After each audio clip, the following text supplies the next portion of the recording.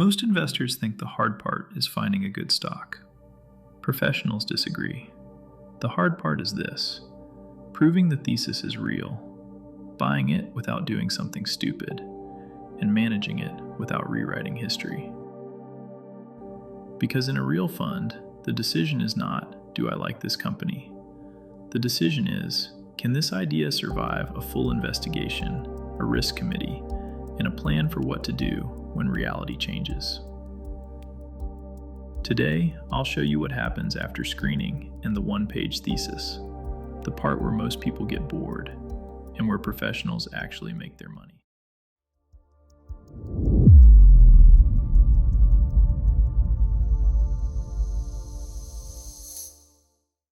In episode 1, we set the rules: mandate, benchmark, risk, universe.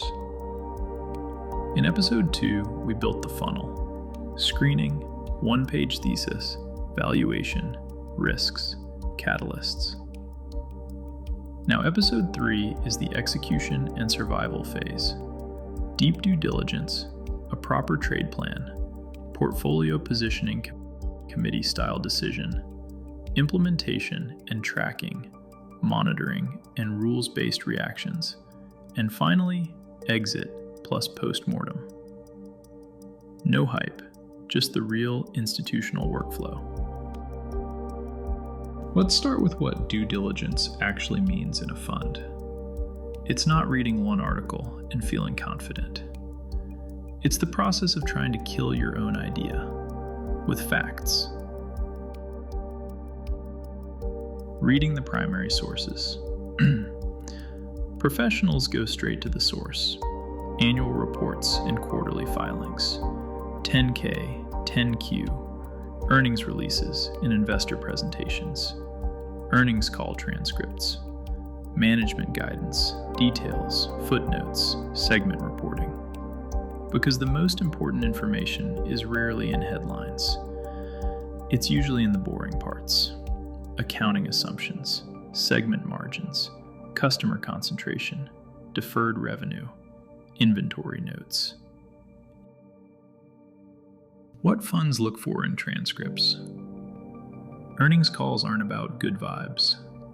Funds listen for consistency versus shifting narratives, what management avoids answering, how they explain misses, whether key metrics are improving or being replaced. A simple rule: if the key performance indicators keep changing, the story is usually breaking. Many funds also run an expert network or industry checks. Talk to customers, talk to former employees or suppliers, talk to industry specialists.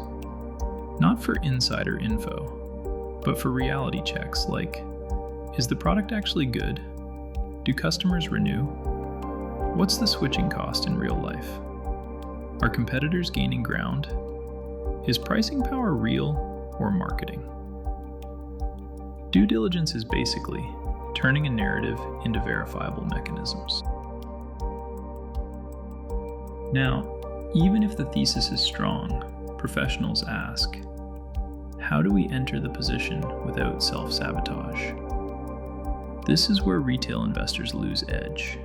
They chase, they FOMO, they buy too big, too fast, at the worst moment. A fund writes a trade plan. Funds often buy in tranches, a starter position, then add as confirmation arrives, or add on pullbacks if the thesis remains intact. Because tranches reduce regret and reduce timing risk. A fund also defines limit prices, acceptable slippage, how much volume it can take without moving the market. Even for liquid stocks, execution matters. For less liquid names, execution becomes strategy. This is a huge professional distinction. Is this a core holding or a trade? Core: long-term thesis, durable advantage, multi-quarter timeline. Trade: catalyst-driven, shorter horizon, tighter invalidation levels. If you don't label it, you'll manage it emotionally. You'll treat a trade like a marriage and treat a core holding like a day trade. Now we answer the question that actually controls outcomes. How big should this be? Funds don't size based on excitement. They size based on a mix of conviction, downside risk, correlation with existing positions, and portfolio risk budget. Position size equals conviction times risk times correlation. A clean way to say it, if conviction is high but correlation is also high, size may still be limited, because you might already be exposed to the same factor. 10 different stocks can behave like one position. Exposure checks. Funds systematically check exposures like sector weight, factor tilt, growth versus value, quality, momentum, currency exposure, beta and drawdown sensitivity, macro sensitivity, rates, oil, FX, consumer, CapEx cycles. The goal is not to eliminate risk. The goal is to know what you're betting on. Professionals hate unknown risk. They'd rather hold a risky position they understand than a safe position they don't. In many funds, the final step is committee decision. Even if it's a single manager fund, the process behaves like a committee. Someone must challenge the idea. A proper investment memo includes the thesis, the catalyst and timeline, valuation scenarios, and a serious bear case. Professionals respect the bear case because it prevents denial. A strong idea isn't one with no risks. A strong idea is one where you understand the risks and the payoff is still worth it. The committee output is usually one of three: buy, watch, wait for price, catalyst confirmation, reject, fails on quality, valuation, or risk. And yes, watch is a professional decision. Most people hate waiting. Funds build waiting into the process. Then comes implementation. This part is underrated. Funds document whether they executed as planned. Did we buy in tranches like we said? Did we respect limits and liquidity? Did we chase? What was the average price versus plan? Professional funds often write a short trade execution note, because if execution is sloppy, performance attribution becomes a lie. This is one of the most powerful professional habits.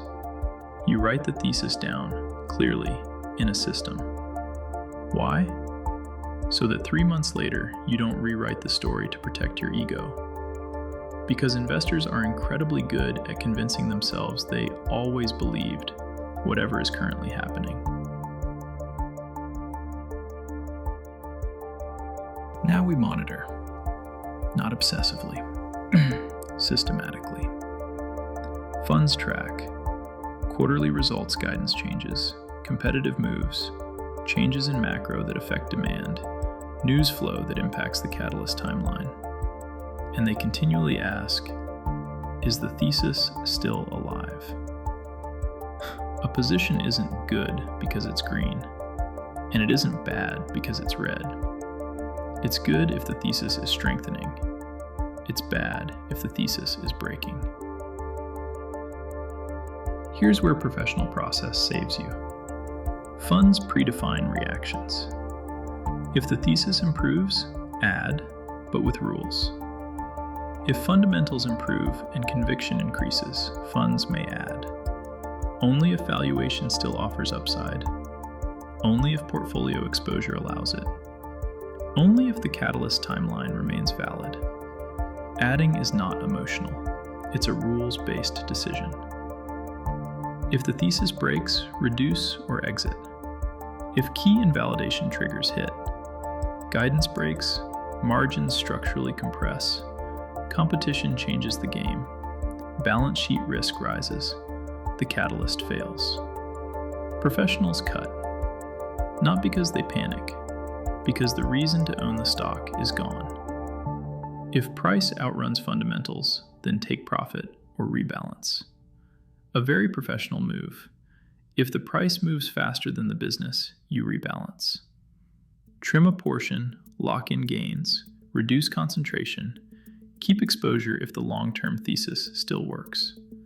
That's how funds avoid turning winners into future regret. Finally, exit and post-mortem. Most investors skip post-mortems because it's uncomfortable. Professionals do them because it creates compounding improvement.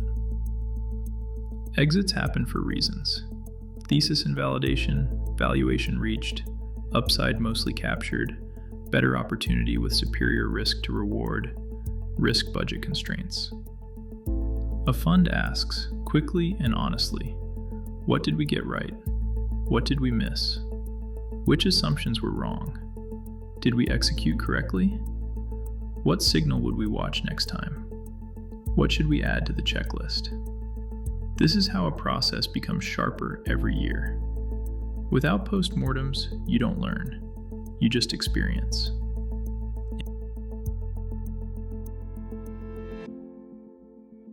So this is the professional after-screening workflow. Due diligence with primary sources and expert checks, a trade plan, tranches, limits, liquidity, core versus trade, portfolio positioning, size, correlation, exposures, committee decision, bull case plus bear case, implementation and execution review, thesis written into a system, monitoring and rule-based reactions, exit and post-mortem.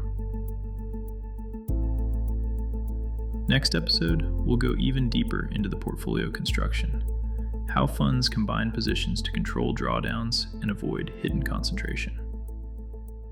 See you in the next one.